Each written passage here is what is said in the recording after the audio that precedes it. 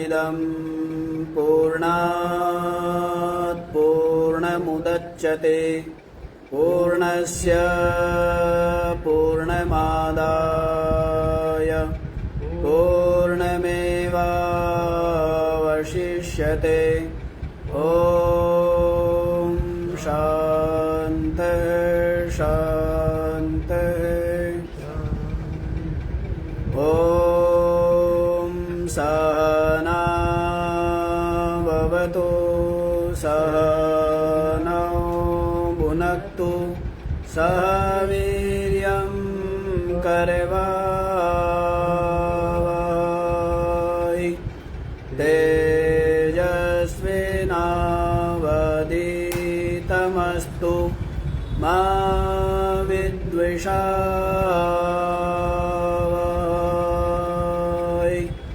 ॐ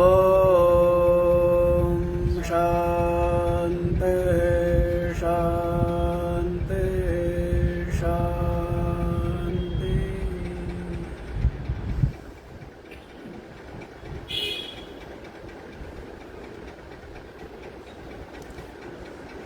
हाँ जी,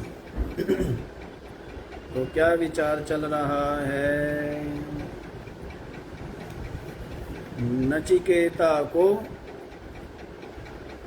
आत्मा का स्वरूप बता करके और फिर आत्मा की प्राप्ति का उपाय बता करके क्या बताया है? आत्मा की प्राप्ति का उपाय, जिसने केवल आत्मा का ही वर्ण कर लिया, अर्थात लोक परलोक के समस्त भोगों से उपरत जिसकी बुद्धि, जिसको लोक परलोक के कुछ भी साधन नहीं चाहिए, इन सब से जो जिसकी बुद्धि क्या हो गई है? उपराम हो गई। और जो केवल क्या चाहता है? जो केवल तत्व को पाना चाहता है, जो केवल आत्म तत्व की अनुभूति करना चाहता है और उसके लिए ही श्रवण मनन निधिध्यासन में लगा हुआ है। तो ऐसा जो साधक है तेन लभ्य, उसको क्या होता है?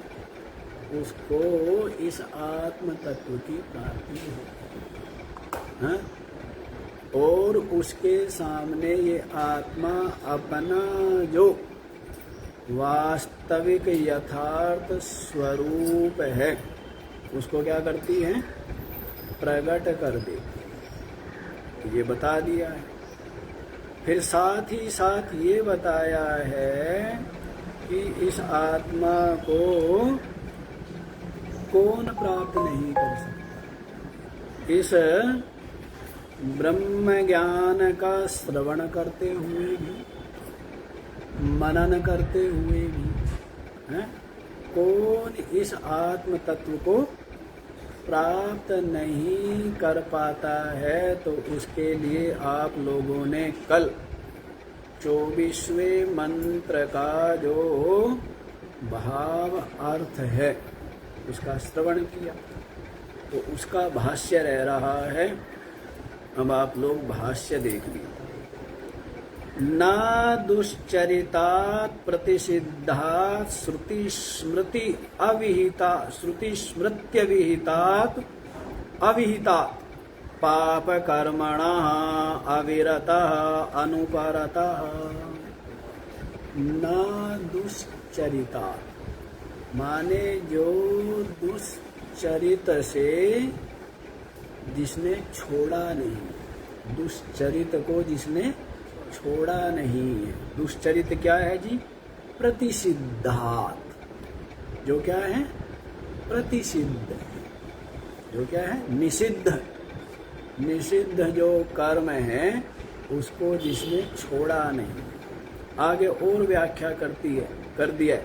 श्रुति स्मृति अविहितात्, श्रुति और स्मृति दोनों ही जगह है जिनका विधान नहीं है, जो न तो श्रुति द्वारा विहित है और न स्मृति के द्वारा विहित है। ऐसे जो प्रतिषिद्ध जो कर्म है, पाप कर्मणा, अंत में ला करके क्या अर्थ बता दिया, पाप कर्म, पाप कर्मों से।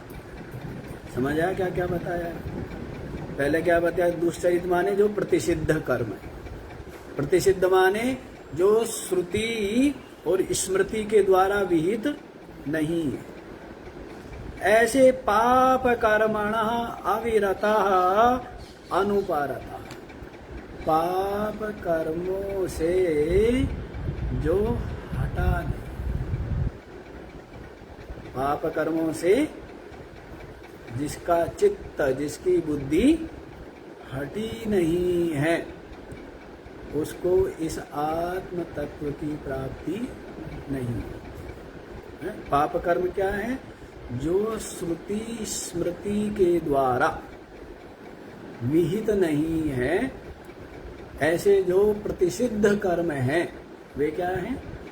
वे पाप कर्म। और पाप कर्मों से जो अविरत है, अनुपरत है, तो उसको इस आत्मा की प्राप्ति नहीं होती है।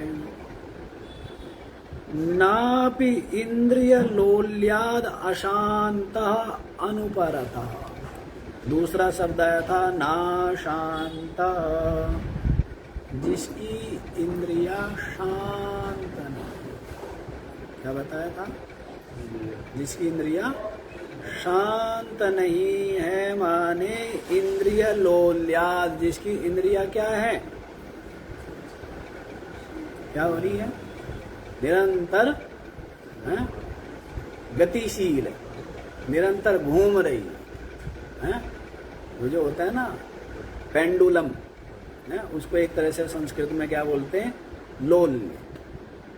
जैसे पेंडुलम कभी इधर जाता है ना, तो वैसे इंद्रिया जो है, जो कभी इधर कभी इधर, कभी जाएगी रसनेन्द्रिया, कभी जाएगी श्रवणेन्द्रिया, कभी जाएगी चक्षुरेन्द्रिया, कभी जाएगी घ्राणेन्द्रिया, तो कभी कुछ चाहिए ना, तो सारी की सारी क्या होती है, हैं?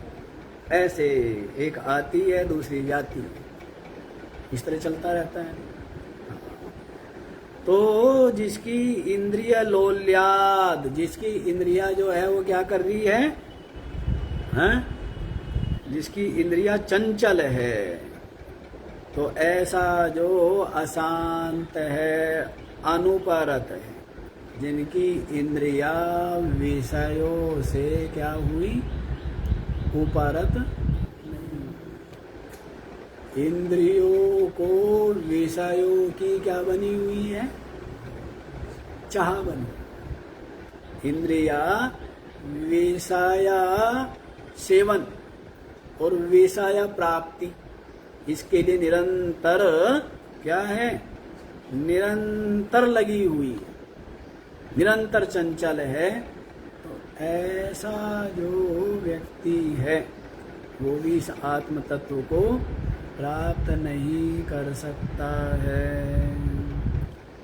नापि असमाहिता अनेकाग्रमना विक्षिप्त चित्तः, और क्या बताया है, असमाहित, असमाहिता ना असमाहिता बोला है ना, तो जिसका मन समाहित नहीं, इंद्रिया चंचल है, तो मन समाहित होगा क्या, शांत हो गया क्या, ठहरा हुआ होगा क्या, है?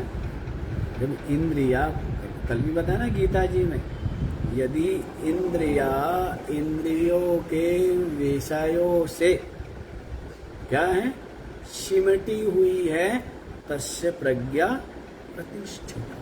क्या बोला, इंद्रियाणि इंद्रियार्थेभ्यः तस्य प्रज्ञा प्रतिष्ठिता। यदा संहृते चायं कूर्मोऽङ्गानीव सर्वशः इंद्रियाणि इंद्रियार्थेभ्यः तस्य प्रज्ञा प्रतिष्ठित। जैसे कछुआ क्या करता है, अपने समस्त अंगों को अपने कवच के अंदर क्या करता है, समेट लेता है। इसी प्रकार से जिस साधक ने अपनी इंद्रियों को विषयों से क्या कर लिया है, समेट, इंद्रियों को विषयों से क्या कर लिया है, समेट लिया है, अलग कर लिया है। तो ऐसा उसके लिए क्या कहा है, तस्य प्रज्ञा प्रतिष्ठित। उसकी बुद्धि शांत रहती नहीं रहती है? और जिसकी इंद्रिया निरंतर विषय सेवन में सुख अनुभव करें तो उसकी बुद्धि प्रतिष्ठित होगी, शांत होगी, है? क्योंकि विषय सेवन ये तो निरंतर क्या रहेगी, चाह रहेगी। जितना मिलेगा उतना ही अपर्याप्त होगा, उतना ही थोड़ा है ना, है? और उसके लिए और कितने संघर्ष है। विषय प्राप्त भी होते हैं लेकिन नष्ट हो जाते हैं, छीन लिए जाते हैं, वियोग हो जाता है? समाप्त हो जाते हैं, नहीं? तो जिसकी इंद्रिया विषय सेवन में रस अनुभव कर रही है, सुख अनुभव कर रही है, उसकी बुद्धि हर समय डर रहेगा, कोई छीन के ना ले जाए, उठा के ना ले जाए, हैं? नष्ट ना हो जाए, चोरी ना हो जाए, रहेगा नहीं रहेगा, हैं? निरंतर हमारे पास रहे तो उसके लिए कितना कुछ क्या करेगा, कितना कुछ ताना बाना बुनेगा, नहीं बुनेगा, हैं? इसके लिए क्या करेगा, ताना बाना बुनेगा, नहीं बुनेगा कि अमुक वस्तु मुझे प्रिय है और ये वस्तु सदा मेरे पास हो, हैं?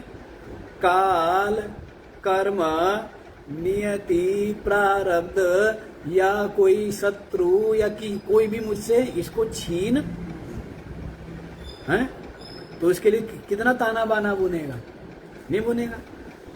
इसके लिए बहुत ताना बाना बुनेगा ना कि अमुक विषय मेरे से कोई दूर ना हो जाए। क्यों? क्योंकि आपकी इंद्रिया उसमें क्या अनुभव कर रही है, सुख अनुभव। तो आप ये बताओ, जब इंद्रिया विषय में रस ले रही है तो बुद्धि क्या होगी, शांत होगी, हैं?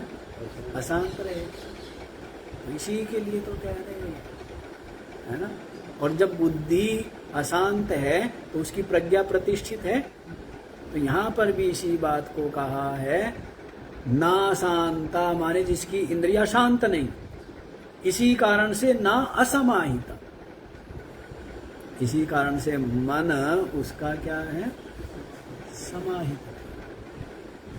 मन उसका ठहरा हुआ। तो ऐसा जो व्यक्ति है वो आत्म तत्व को प्रज्ञानेन अपि,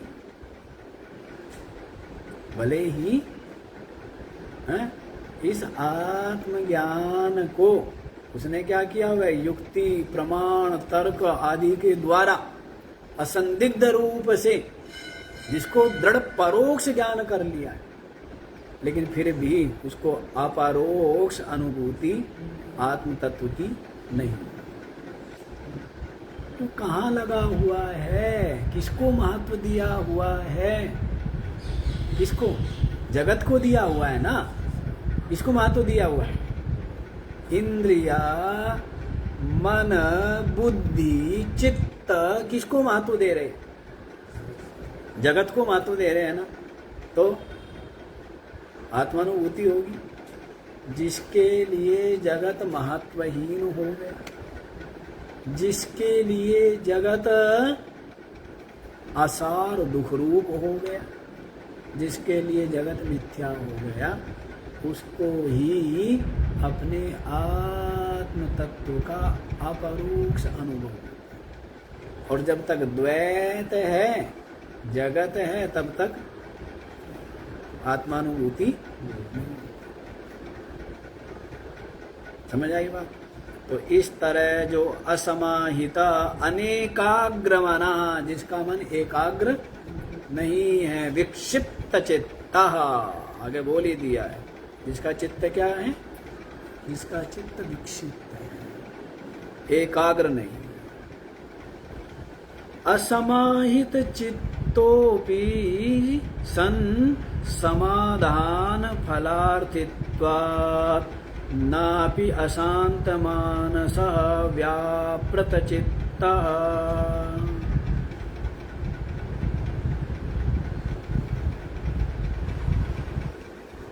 समाहित चित्तः अपि, क्या बोला है, जिसका चित्त क्या है, समाहित है।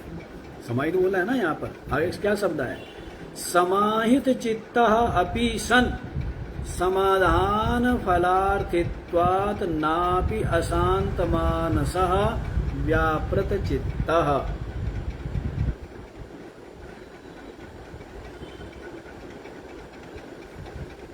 अच्छा ये देखो, किसी किसी का मन, देखो दो तरह के लोग हैं, कई तरह के होते हैं, पर यहाँ पर दो तरह की बात कह रहे हैं। क्या बात कह रहे हैं, किसी किसी का मन तो होता है बहुत चंचल। क्या होता है, बहुत चंचल, तो उसको कभी कुछ चाहिए, कभी कुछ चाहिए, कभी कुछ चाहिए, बालक की तरह, है ना। और जो कोई व्यक्ति है ना, थोड़ा बड़ा हो गया है, तो उसको केवल एक चीज चाहिए, धन चाहिए। तो मन तो उसका क्या हो गया, मन तो एक तरह से समाहित है, लेकिन चित्त उसका अशांत। समझ आ रही है बात। जैसे बालक है, बालक को तो क्या चाहिए, कभी खिलौना चाहिए, कभी लड्डू चाहिए, हैं, कभी पेड़ा चाहिए, कभी आम चाहिए, कभी और चाहिए, सब चीज लेगा थोड़ा थोड़ा और सब छोड़ देगा। तो बालक का मन तो क्या है, पूरी तरह अशांत है ना, बालक का मन है। लेकिन जैसे कोई बड़ा व्यक्ति हो गए, आप हो गए, तो पहले दुनिया भर की चाह थी, निष्प्रयोजन थी। अब तो आपकी कुछ व्यवस्थित चाह है ना, कि धन मिले, पद मिले, प्रसिद्धि मिले, क्या इसके अलावा, क्या इसके अलावा कुछ नहीं है। कि बाकी चीजें तो हम धन से खरीद लेंगे यदि हमारे पास धन हो। अब बालक को तो क्या है कि नहीं, धन दे दो, तो क्या नहीं, मेरे को तो लड्डू भी चाहिए, और मेरे को तो पेड़ा भी चाहिए, मेरे को खिलौने भी चाहिए। अब उसको ये नहीं पता ना कि धन आ गया तो फिर क्या है, तो यहीं बैठे बैठे ऑर्डर दे तो पूरे के पूरे लड्डू के, पेड़े के, मिठाई के क्या आ जाएंगे, हैं, डब्बे आ जाएंगे ना।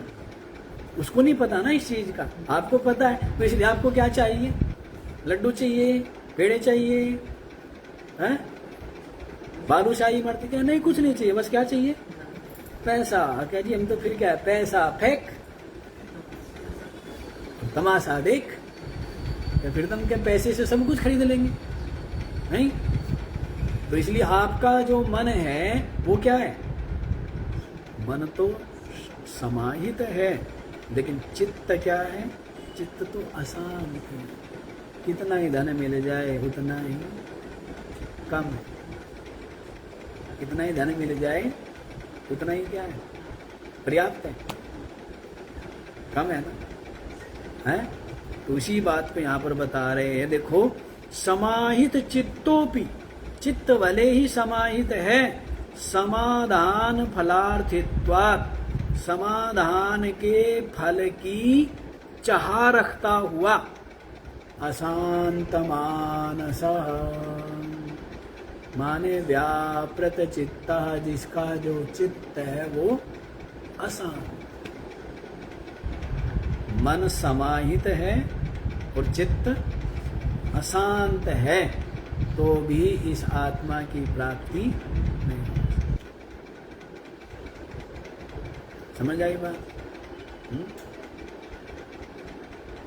पाप कर्म से जिसकी बुद्धि उपराम हो गई है, इस कारण से इंद्रिया जिसकी क्या है, शांत है, और इस कारण से मन जिसका समाहित है और इसके साथ साथ चित्त भी जिसका क्या है, शांत है ना। वही इस परमात्म तत्व का, ब्रह्म तत्व का सच्चिदानंद, इस तत्व का आत्म रूप से अनुभव कर सकते है ना। तो इसीलिए कह दिया अशांत मानसः, माने व्यापृत चित्तः, जिसका चित्त व्यापार में लगा हुआ है।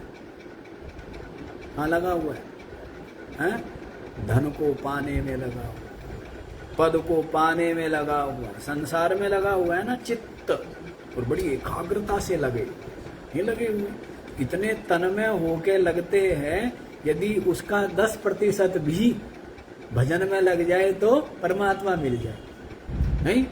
जैसे भोजन बनाने में कितने तन्मय हैं, सांसारिक पढ़ाई करने में और संसार में कुछ बड़ा पद पाने में कितना तन्मय हो जाता, डूब जाता है। भूख प्यास, सुबह शाम दिन रात, कोई ज्ञान है, पूरी तरह से उसमें क्या हो गया है, डूब गया है ना। तो इतनी यदि अंतर्मुखता यदि अपने लक्ष्य में हो तो परमात्मा को पाने में हो तो, लेकिन परमात्मा को पाने में कैसे हो सकती है? सुख तो कहाँ मानता है, सुख तो जगत में मान रहा है ना, इसलिए जगत को पाना चाहता है। यह बात अलग है, जगत को पा करके आज तक कोई सुखी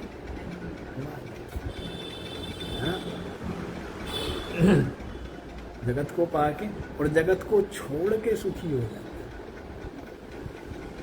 जगत को पाके सुखी हो पाता है? वैसे तो वास्तव में न जगत को पाके सुखी होता, न जगत को छोड़ के सुखी होता। सुखी तो क्या होता है, जगने पर सुखी होता है, होश में आने पे सुखी होता है, बस, है ना। सुखी कब होता है? और अध्यात्म क्या है? अध्यात्म केवल होश में आना है। व्यक्ति बेहोशी में जी रहा है, क्या है, बस केवल होश में आना है, बाकी सब कुछ करेगा वो है। जैसे कोई राजा जनक है, ब्रह्मज्ञानी है, और एक संसारी व्यक्ति है।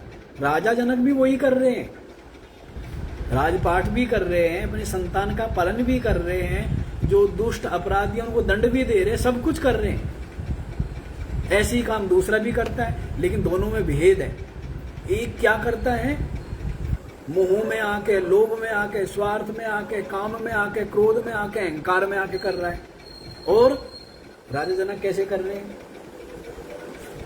राजा जनक कर रहे हो उसमें क्या कर रहे हैं कि जो भी है मैं अपना कर्तव्य करूं, मैं अच्छी शिक्षा और अच्छे संस्कार दूं, ठीक है, और बाकी सबका अपना अपना प्रारब्ध। बस इतना ही है कि होश में आ जाता है, जग जाता है। तो इतना ही भेद है कि आंखों पर पट्टी बंधी और आंखों से पट्टी खुल गई। दोनों में कितना अंतर है? अब आप सोच लो, कितना अंतर है? थोड़ा नहीं, बहुत सारा अंतर ही अंतर है। एक अंधा और एक आंखें क्या है? जो अंधा है उसके लिए हर समय भय, हर समय खड्डा, हर समय टक्कर, हर समय चिंता, हर समय दुख, नहीं। और जिसकी आंखों की पट्टी खुल गई है तो उसको क्या है? बहुत अंतर है, नहीं। तो बस यूं समझ लो कि पहले क्या पड़ी थी हमारे आंखों पर? जब तक ज्ञान नहीं होता, जब तक अध्यात्म को हम शिखर पर नहीं पहुंचते, तब तक आंखों पर क्या पड़ी है? पट्टी लगी है, और इसलिए कुछ नहीं दिखता। संसारी को इसलिए कुछ नहीं दिखता। क्यों? क्योंकि लोभ में है, मोह में, उसे संसारी को कुछ नहीं दिखता। और एक साधु को सब कुछ दिखता है। क्यों दिखता है? बस इतना ही है कि उसकी आंखों की पट्टी हट गई है और संसारियों की आंखों पर क्या है? क्या है? पट्टी। जैसे संसार में सुख मानना या धन में सुख मानना या विषयों में सुख मानना, तो ये क्या है? हैं? या पुत्र पौत्र में सुख मानना, ये क्या है? आंखों पर पट्टी है। और जो ज्ञानी है उसकी क्या है? आंखों की पट्टी हट गई, तो क्या वो पुत्र पौत्र के साथ वो प्यार नहीं करेगा? बस भेद है ना? तो इतना देख लो, पट्टी लगी है तो वो तो उसमें सुख मानता है, सुख पाना चाहता है, उनका राग करता है ना? और जिसकी आंखों की पट्टी हटी है वो तो आनंद में है, वो किसी से आनंद चाहता नहीं है, वो आनंद बांटता है। इतना भेद। अब आप क्या है? पुत्र से पौत्र से क्या चाहते हो? सुख चाहते हो ना? लेकिन जब आपकी आंखों की पट्टी हट गई तब आप सुख चाहते नहीं हो, तब आप आनंद रूप हो, आनंद में विराजमान हो। और आपसे क्या बहता है? आपसे आनंद बहता है। क्या बह रहा है? उदास व्यक्ति क्या बांट रहा है? उदासी बांट रहा है ना? नहीं, जो व्यक्ति चिंता में है, उदास है, निराश है, वो बांट रहा है, ये बांट रहा है। और एक व्यक्ति बहुत शांत और बहुत प्रसन्न और बहुत आनंद में, तो उससे क्या बह रहा है? आनंद का स्रोत बह रहा है ना? तो इतना ही है कि बस क्या हो गई है? आंखों से पट्टी हट गई, बस इतना ही है। तो फिर चिंता नहीं, फिर राग नहीं, फिर सहारा नहीं ढूंढता। शरीर का सहारा जानता है, क्या शरीर है, क्या संसार है, क्या सब कुछ है, जानता है। सब नश्वर, सब अनित्य, सब खेल, सब तमाशा जानता है। क्या लाभ, क्या हानि, क्या सुख, क्या दुख, क्या मान, क्या अपमान, क्या निंदा, क्या स्तुति। संसारी लोग इसी के लिए अपना पूरा ऊर्जा, पूरा जीवन बर्बाद कर देते हैं। निंदा का भी स्वाद लो, स्तुति का भी स्वाद। क्यों? क्योंकि मैं तो स्वाद रूप हूं ना। स्वाद कहीं और से नहीं आ रहा है, स्वाद किसमें? मेरे में है। यदि मेरे पास ज्ञान है, मेरे पास विवेक है, तो मैं क्या हूं? सारे स्वाद किसमें है? बता, आप ये देखो ना, जिसको भूख नहीं है, छका हुआ व्यक्ति को गुलाब जामुन में भी स्वाद नहीं आ रहा है, और भूखे व्यक्ति को बासी रोटी में भी। अब आप सोचो स्वाद किसमें है? गुलाब जामुन में स्वाद है क्या? उसे क्यों नहीं आ रहा? जिसको पहला भोजन पचा नहीं, खट्टी डकारे आ रही है, अजीर्ण हुआ है, एसिडिटी बढ़ी हुई है, तो उसको गुलाब जामुन में स्वाद आ रहा है क्या? आ रहा है? और जिसको प्रचंड भूख लगी हुई है, बासी रोटी है 3 दिन की, उसमें भी क्या है? तो अब आप ये बताओ, भोजन में स्वाद हुआ या भूख में स्वाद? गुलाब जामुन में स्वाद है तो और वो देखा जाए वास्तव में तो स्वाद अपने मन के शांत होने, और देखा जाए और मूल में जाया जाए तो स्वाद वास्तव में अपनी आत्मा में। तो जिसके पास ज्ञान है, विवेक है, वो सदा आनंद में, और उससे क्या बहता है? आनंद बहता है। इतना भेद है। संसारी पाना चाहता है सुख, विषय से, वस्तु से, पद से, प्रशंसा से, प्रसिद्धि से। इनके द्वारा क्या है? पुत्र से सुख मिले, पौत्र से सुख मिले, पत्नी से सुख मिले, पति से सुख मिले, भाई से सुख मिले, बहन से मिले, दादा से मिले। सबसे क्या मांग रहा है? भिखारी है ना, सबसे क्या चाहता है? चाहता है ना, देना चाहता है, लेना चाहता है? झूठी बात है, देना नहीं चाहता, लेना चाहता है। पैसा दे देगा लेकिन उनसे क्या लेगा? नहीं लेगा। लेने का भाव। और जिसके जीवन में अध्यात्म है, बोध है, वो आनंद स्वरूप, आनंद अपना आप है, आनंद में।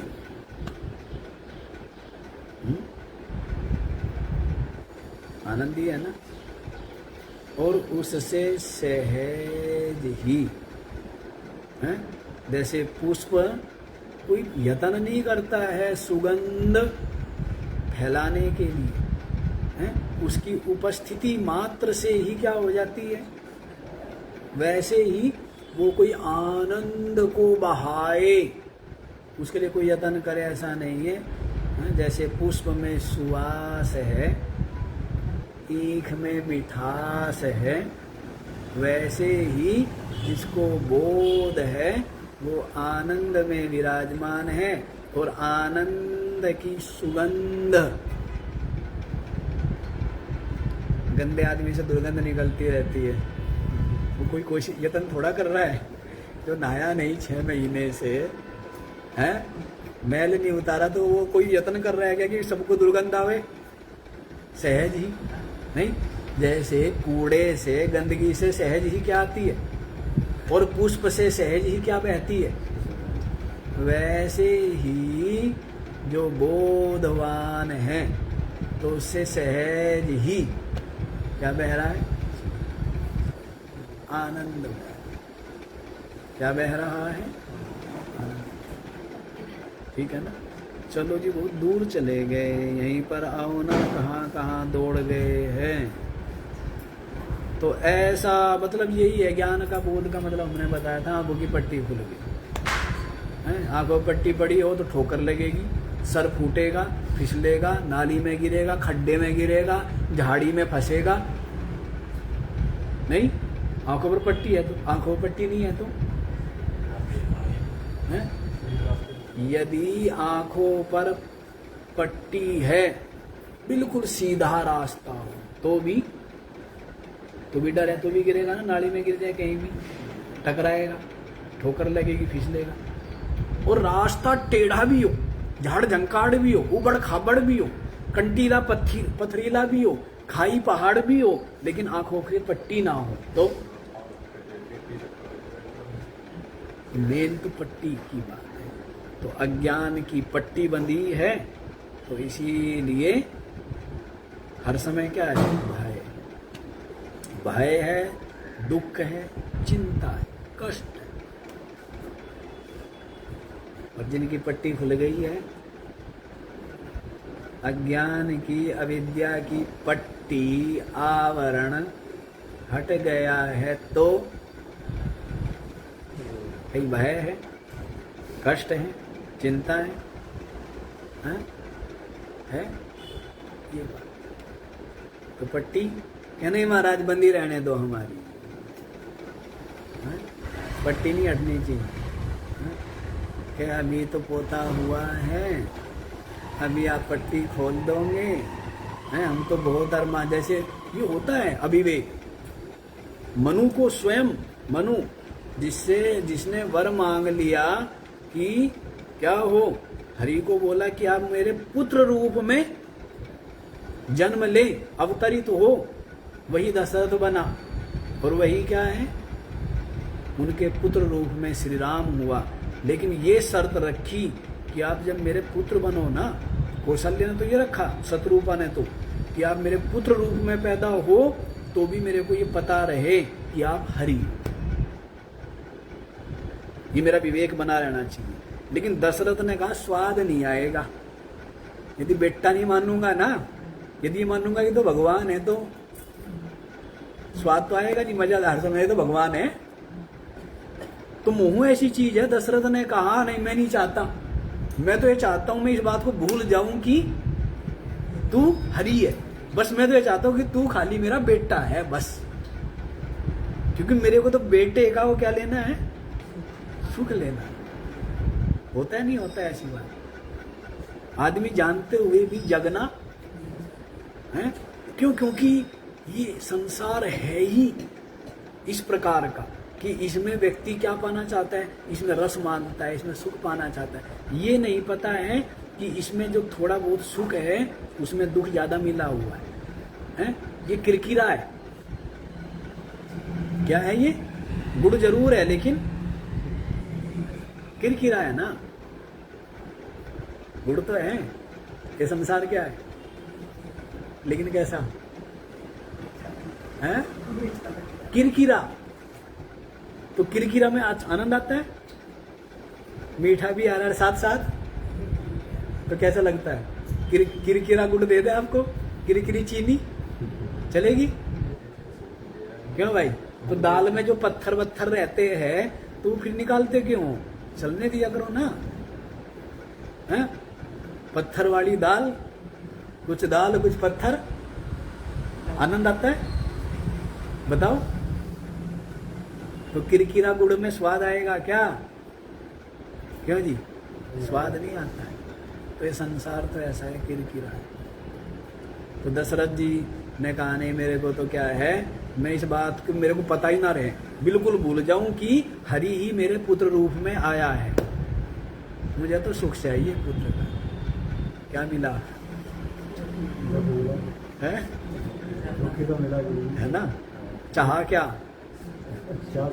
तो परिणाम तो वही है ना। संसार का परिणाम यही है कि जब अनुकूल मिलेगा तो बहुत सुख मिलेगा, और जितना सुख मिलेगा, अब राम से ज्यादा प्यार,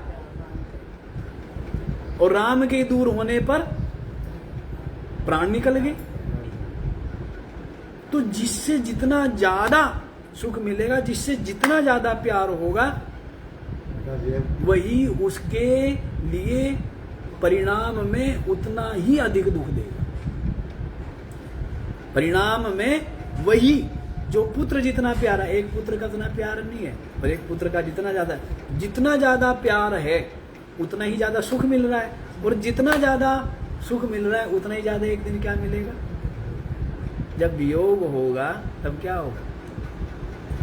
हुआ ना दशरथ का राम का वियोग, प्राण निकल गए। राम के इस दुख में क्या निकल गए? दशरथ के राम के नहीं, दशरथ के प्राण निकल। तो वैसे ही संसारी जो है जान रहे हैं कि इन पुत्र, इन धन, इन पुत्र, इस संसार के द्वारा सुख नहीं क्या मिलता है? दुख मिलता है। लेकिन फिर भी चाहते किसको है? फिर भी संसार को ही चाहते हैं।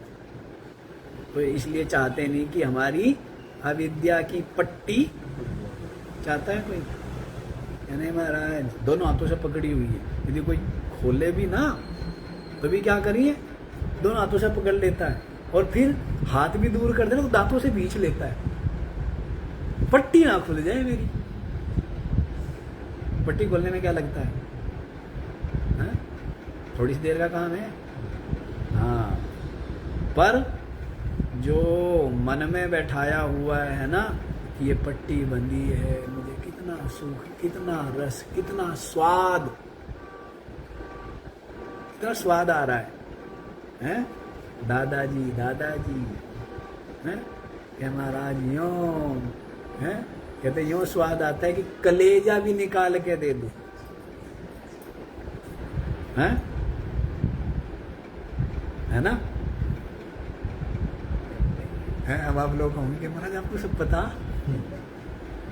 है, तो हम भी तो ज्यादा वादा बढ़ के आए नहीं आए। क्यों भाई? हैं? और देखो, इस मार्ग पर चलता ही वो है। इस मार्ग पर वही चलता है जो संसार को पूरी तरह देख आया, छक आया, थक आया पूरी तरह से। इस मार्ग पर इसलिए कौन चले? इस मार्ग पर राजा लोग ही चले। इस अध्यात्म के मार्ग पर कौन चले? ऋषभदेव कौन? राजा भरत कौन है? महात्मा बुद्ध कौन? महावीर स्वामी कौन? गोपीचंद कौन? भर्तृहरि कौन? इस मार्ग पर चले ही राजा है। क्यों? जिन्होंने संसार पूरा देख लिया, पूरा भोग लिया, पूरा समझ लिया, कुछ नहीं, वही क्या करेंगे, वही तो इससे उपराम होंगे वैराग्य। तो जो इस मार्ग पर चलता है ना, कहीं न कहीं उसने संसार को पहले क्या है, पूरी तरह से देखा हुआ है और इसको छिलका समझ के अब सार को पकड़ा है। संसार को क्या समझ करके, थोथा है, छिलका है, असार है, सूप की तरह है। सूप क्या करता है, सार सार को रख लेता है और छिलके छिलके को। साधु ऐसा चाहिए जैसा सूप स्वभाव, सार सार को यही रहे थोथा दे, है ना। तो इस मार्ग पर चलता ही वो है, दूसरा कोई इस मार्ग पर चल नहीं सकता। चलेगा तो पांव रख भी देगा तो बढ़ नहीं सकता,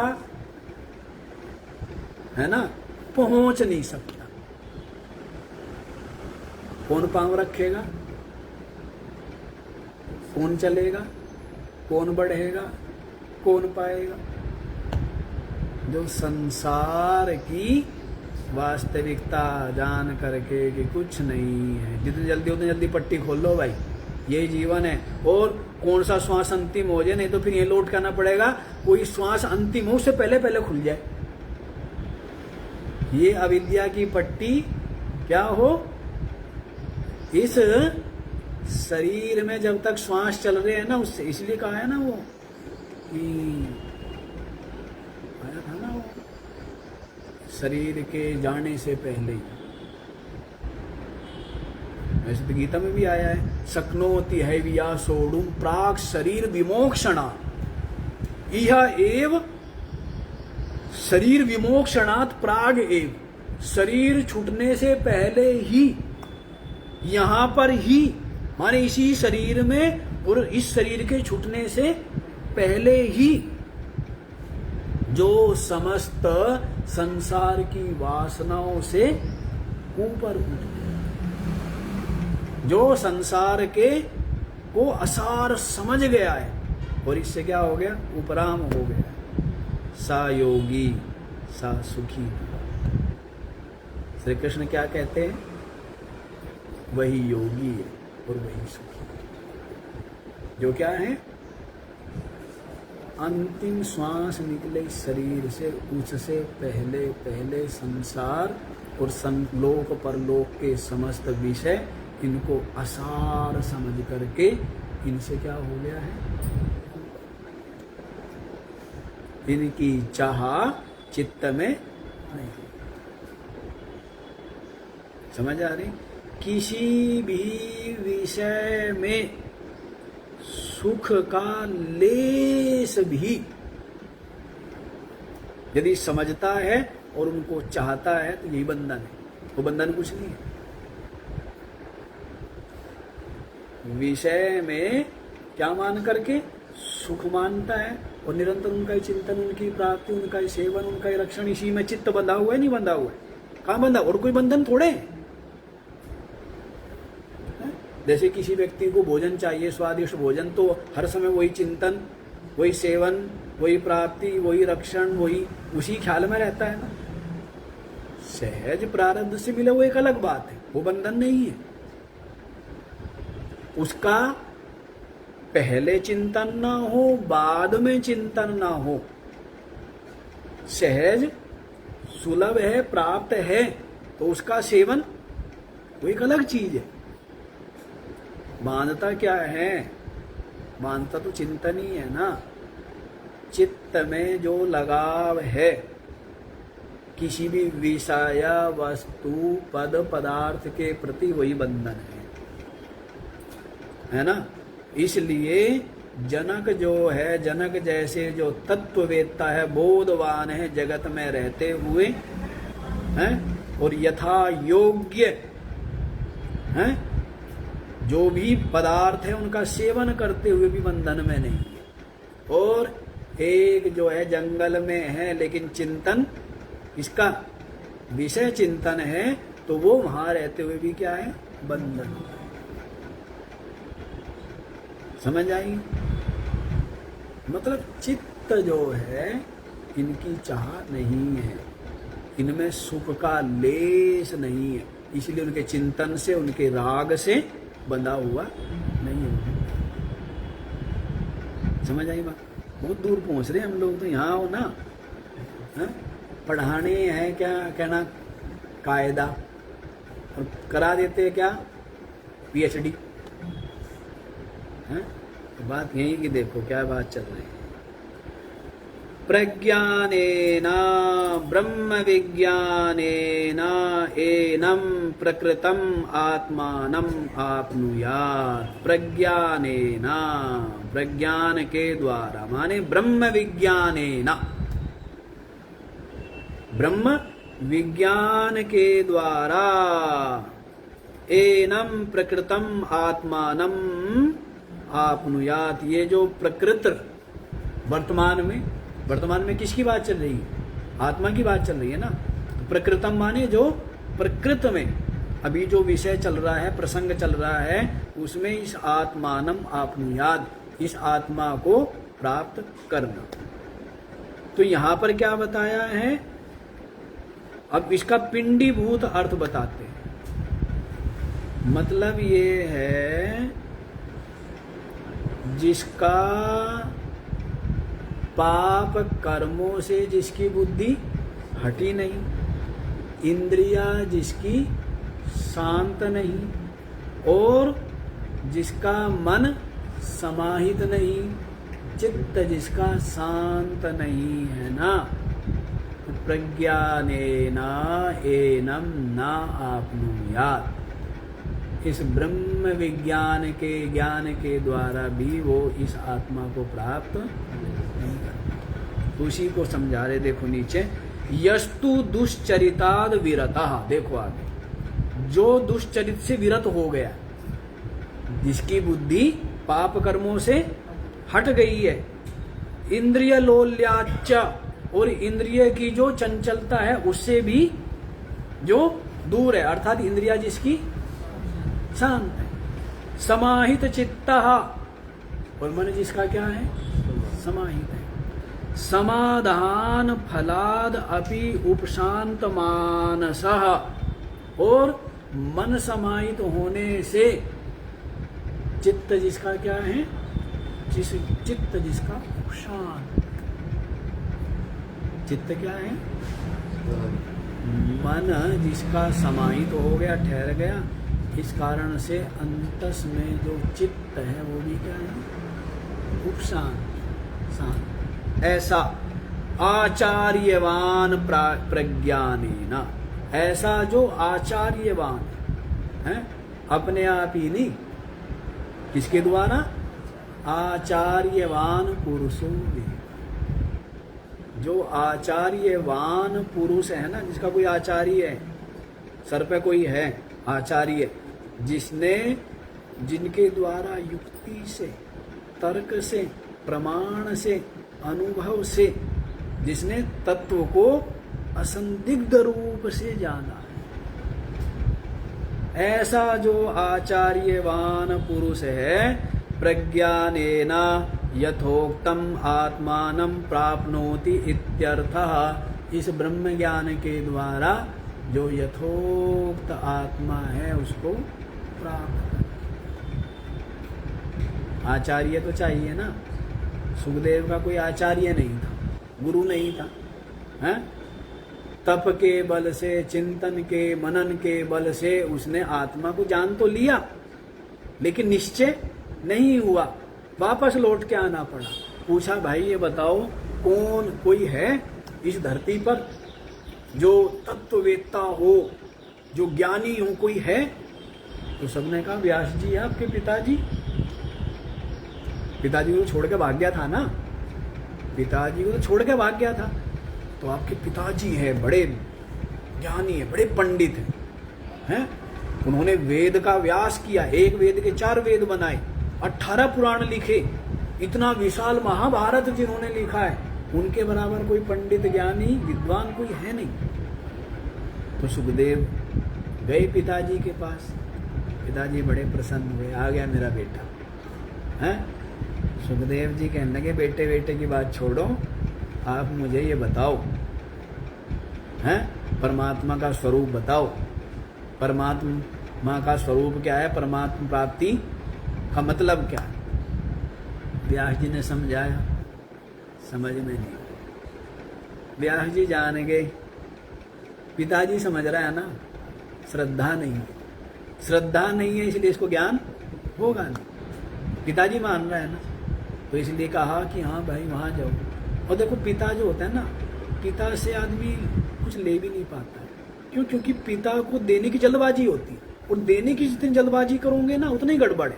दो मत तरसाओ, तड़पाओ, हैं, तो उस चीज का मूल्य जब समझेगा नहीं समझेगा तब जानेगा ना। अब पिता तो जल्दी से जल्दी देना चाहता है। गया जनक जी के पास, जनक जी ने कहा दरवाजे पे खड़ा रखो 7 दिन। सुखदेव गया किसके पास? है? वो पिताजी थोड़ा है, वो तो गुरु है। पिता तो क्या है? पिता तो कैसा ही होगा, मैला कुचैला उसको उठाएगा। गुरु क्या होगा? पहले क्या कर, साफ सुथरा हो। गुरु क्या? क्योंकि मोह नहीं है ना, मोह नहीं है, मूढ़ता नहीं है, इसलिए क्या कहेगा वो? पहले नहा दो, ठीक है ना, तब यहाँ पास आना।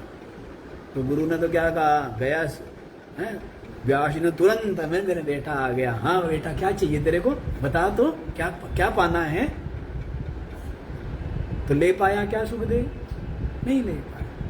जनक के पास गया, जनक ने 7 दिन तक तो बात नहीं की, दरवाजे पे खड़ा रखा। फिर अंदर घुसाया, घुसने दिया महल में, 7 दिन फिर भी बात नहीं की, महल में रखा। फिर 7 दिन सारे के सारे भोगों में, विषयों में, उसमें रखा कि देखो इसकी परीक्षा, इसको संसार के विषय चाहिए या वास्तव में ये ज्ञान पाना चाहता है। तो जब देख लिया कि हाँ वास्तव में भाई सुखदेव कच्चा नहीं है, पक्का है, तब उसको सामने बुलाया और कितनी बात की? हाँ सुखदेव की सारी सुनी और कहा तुमने जो जाना है यही अंतिम सत्य है, यही तत्व है, यही परमात्मा तत्व है, बस इतनी बात कही। तो साइन तो करवाने पड़े, नहीं करवाने पड़े? सुखदेव जैसे महान ज्ञानी को भी आचार्य के, गुरुजी के क्या कराने पड़े? साइन करवाने पड़े ना।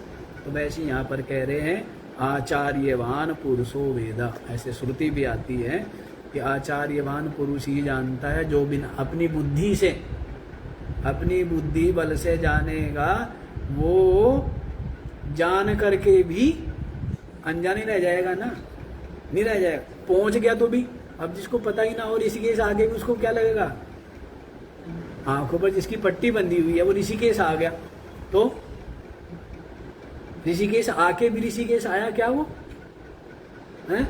आंखों की पट्टी खुले या उसको कोई कहे तब उसको, तभी तो पता लगेगा कि हमें ऋषिकेश हूं, नहीं?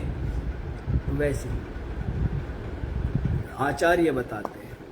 तो यहाँ पर यही बता दिया, दुष्चरित से जो विरत हो गया, इंद्रिया जिसकी शांत है, मन जिसका समाहित है, इस कारण से चित्त भी जिसका क्या है? पूरी तरह से शांत, एक तरह से लय हो, एक तरह क्या हुआ? लय हो। तो ऐसा जो साधक है वो इस ब्रह्म ज्ञान के द्वारा यथोक्तम आत्मानं प्राप्नोति इत्यर्थः। जो यथोक्त आत्मा है उसको क्या करता है? उसको प्राप्त करता है। तो इस तरह से जी खूब लंबी चौड़ी व्याख्या हो गई और ये प्रथम अध्याय की दूसरी वल्ली जो है समुद्र हो गई, निकल ही नहीं पाए। एक मंत्र फिर भी रह ही गया है। बस ये सोचते कि जल्दी जल्दी करेंगे, लेकिन जल्दी भी कहाँ हो पाती है, बहुत दूर दूर तक उड़ उड़ के आते हैं। अब छोटी यात्रा थोड़ा करते हैं, लोक से परलोक और ब्रह्मलोक तक की यात्रा करें और उन सारे को तीनों लोक और 14 भुवन को मिथ्या जाने और उनसे आगे बढ़ के आत्मा का स्वरूप। तो कितनी लंबी यात्रा है। तो यदि ये यात्रा इतनी लंबी यात्रा मुझे 1 घंटे में भी हो रही है तो छोटी है क्या, ये बताओ हैं। इन्हें कहीं जाना हो उपकरण के द्वारा तो महीनों लग जाते हैं। मंगल ग्रह पे जाना है पता नहीं क्या लगते हैं, 2.5 साल लगते, कितने साल लगते हैं जाने में हैं। और हम लोग तो यात्रा कहाँ से कहाँ की करते हैं। तीनों लोक 14 भुवन कितनी लंबी यात्रा करते हैं और उनसे भी आगे जो आत्म तत्व है वहां तक पहुंचते। बहुत लंबी यात्रा है, इसलिए आज इतना ही रख लो, बाकी का विचार। आचार्य वैसे लेट भी शुरू किया था ना, भूल जाते हैं। आज लेट भी शुरू किया था पर टाइम भी हो ही गया है। आनंद भी नहीं है पता नहीं, पर जल्दी जल्दी में भी आनंद है। ठीक है ना, तो थोड़ा जल्दी जल्दी करेंगे। आज इतना ही। ओम पूर्णमद पूर्णमिदं पूर्णात् पूर्णमुदच्यते पूर्णस्य